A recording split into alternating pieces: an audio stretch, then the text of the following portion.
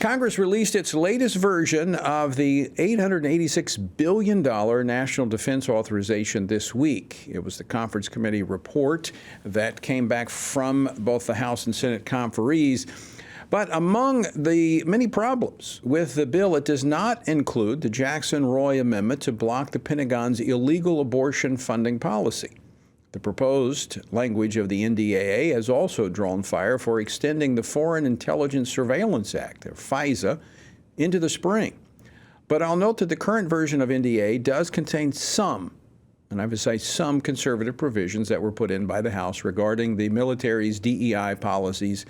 And despite its failure to block the taxpayer funding of abortion, there are still some Republicans supporting the bill.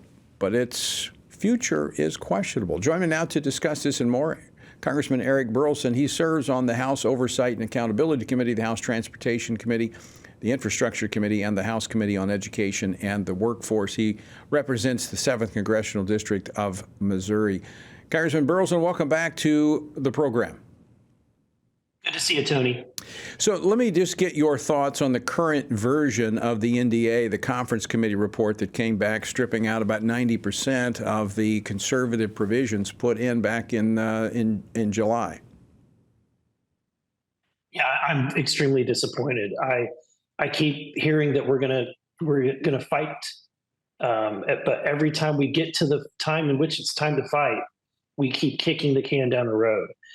It's extremely, extremely disappointing to see all of, the vast majority of our, what I would think is common sense provisions, certainly conservative provisions that we put in place really to stop this Biden administration from doing some of this crazy woke and liberal efforts. And in the case of the abortion transportation, very dangerous, in my opinion. I think that as a believer, the fact that we are going to, if we vote for this bill in its current form, your vote is a vote of affirmation over the Biden's policies that you're not going to try to remove in this bill. And I cannot, in good conscience, vote unless we are able to strip out the money that's being used to fund abortion travel. Congressman, the media is saying, well, the Republicans are trying to interject their social policies into the Department of Defense, into the NDAA. But all of these policies, which the Republicans were addressing in their version of the NDAA, which passed, I believe, back in July, went over to the Senate, and the Senate's now, they passed their version, and this is the Conference Committee, which essentially, as I mentioned, dropped about 95% of the Republican or the House conservative language.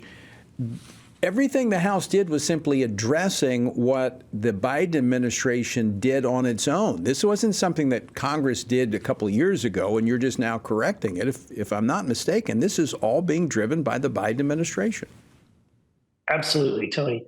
These are all, the criticism that we're trying to politicize this is actually the opposite, because we're trying to remove a lot of these politicalizations and what I consider a misuse of the Department of Defense. So whenever they're using taxpayer dollars to fund drag queen story hours on our military bases, or creating, diversity, equity, inclusion offices and hiring people that are specific to those roles. That's one thing. But what I cannot tolerate is that we're going to continue the process of paying for the travel expenses of people who want to get an abortion. Look, for a long time, for like 40 years, there was an agreement between Republicans and Democrats that the government would not use taxpayer dollars to fund abortions. And Joe Biden has thrown that concept out of the window. And to me, he's the one that made this a political process. Congressman Burlison, I agree with you 100%, because I think this is precedent setting, because as you stated, this has been the policy for decades, that we would not force taxpayers into a position of having facilitate or fund abortion in any form or fashion. That's been common ground. But unilaterally, the Biden administration pushing this. Now, let me point out, as I understand, that's still in this conference committee report is language regarding the DEI programs, putting some caps on the spending there. Not really changing it much, but just kind of looks like it's just kind of corralling it, restraining it. Yeah, putting caps on it. Right. But does nothing. Not eliminating it. Nothing to this, what I call moral issue of abortion, which is, to me, probably the most important aspect of the NDAA. I'm all for the military. I'm a veteran. I'm all for the military. But we should not allow it to be politicized in advancing this pro-abortion agenda. But, Congressman, let me ask you something else, because what's drawn a lot of concern and opposition that I'm hearing is the inclusion in this bill of the FISA provisions, which would allow the federal government to continue its surveillance, yes, of foreign actors, but there's been a lot of concern over how the Biden Department of Justice and the intelligence community has been operating. Yeah, there are a lot of concerns. There have been over 200,000 times that this system has been abused, particularly by the FBI. And what that means is, for the American people, for your listeners, is that there's a good chance that you or your neighbor have had their emails or text threads or other communications read because it was lumped in with other foreign nationals inadvertently. And that should never be the case. We should require a warrant, as is protected under the Fourth Amendment. But we have really, with this FISA, we have thrown that out the window. So I think to vote for a clean FISA reauthorization is really awful to the rights of the American people.